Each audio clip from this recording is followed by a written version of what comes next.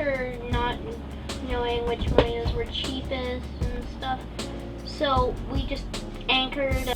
So we eventually settled on this one marina, Nanawana Marina, and me and Mia really liked it because they had a pool and stuff, and they also had a library where you could just sit and read and set up your hammock, and we were happy until we got moved to probably the worst spot in the marina, where we were stationed at. The new spot was the fact that it was right by the dry docks, so there were constantly boats either going into the dry docks and being raised up, and they were coming really close to our boat, like no more than 2 feet away. So we're at our new spot in Nanawana. There was this tree beside us where it was constantly losing leaves, and they also had this problem with ants where they would constantly just walk across our ropes and get everywhere.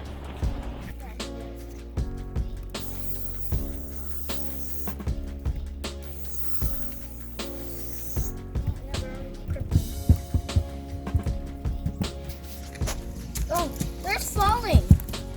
Look at them. Oh, drop.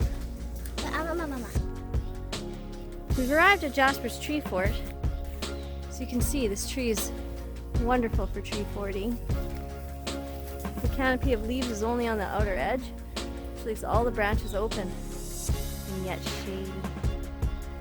He's devised himself a mail system. He wanted to read its math with the laughs added in, murderous maths. So I'm going to put it in his mailbox. Up it goes. Thanks, Mom. No problem. Happy reading. Found a suitable tree and built a little tree fort where I would just sit and watch everyone.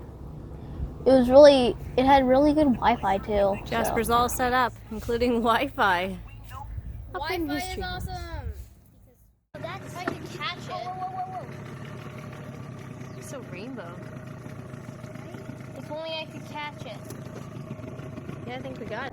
Eventually we got tired of being on the boat, so we went for a little dinghy trip to kind of do our own personal Monkey River sort of thing. And we went looking for like crocodiles and monkeys. Didn't find any. Found a lot of logodiles and bamboas. That's what I like to call sticks that look like snakes.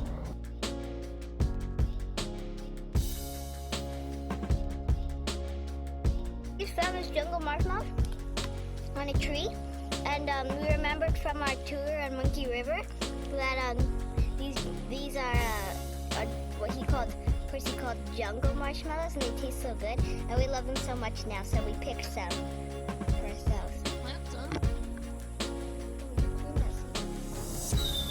We also found what we thought was a breadfruit, but what turned out to be a giant chestnut of some sort. And then we got down there and we see this like big round fruit, and we think it's a breadfruit, so Mom picks it and she's like, ooh, but then there's a giant ant on it, so we chucked the first one in the water. It was pretty rotten anyway. But then we see more, and we tried breadfruit before. It tastes really good. We tried it at a restaurant, so we got some. There's this giant breadfruit we saw after that, and we were like, oh my god, we have to get it. It's just so big and perfect. Don't waste that, right? So we picked that one, and then this giant spider comes onto our boat, and it's crawling towards Mom and Jasper at the front of the dinghy, because it's really scared. So, and Dad's scared of spiders too, but they're like freaking out, and Dad has to squish it. So we head back to the boat, and Mom searched up, like, how to cook breadfruit. And she realizes this fruit we picked wasn't actually breadfruit. It was some kind of chestnut. I can't remember the full name now, but it's like this big chestnut, and there's like 5 little nuts inside that are as large as that spider. Although we didn't see any monkeys during our little river excursion, a couple days later we found right by our boat this one howler monkey with balls that were hanging like a foot below it. So Dad was saying that it might eventually get its balls caught in a fork in the tree, and it would get stuck. Woo, woo. Ow, my balls. Don't forget the patch. You don't need to massage it. Jasper's Comfort Barbershop, where you come to get a great shave. So throughout this whole trip, Dad had been growing out his hair and beard. So we decided that it was time for him to cut his hair and shave his beard.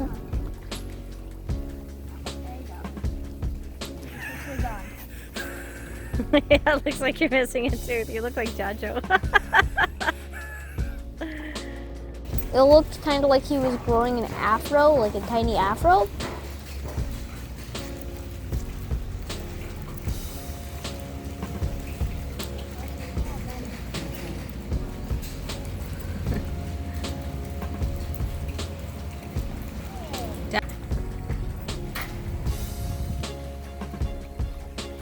Really big mushroom cloud is forming. Tons of lightning in it. That storm has sure blown in.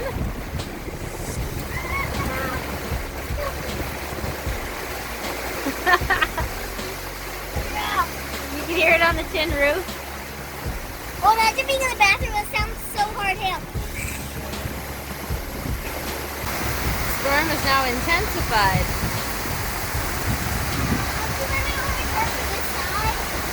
It was always raining outside at night, so we always had to sleep downstairs, which sucked because it was really hot.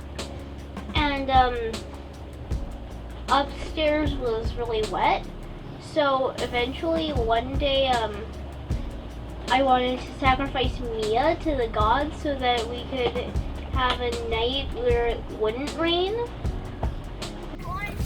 Sky gods, take this offering through me to give us peace, and let us sleep above deck for one night. You're just right, have more offering.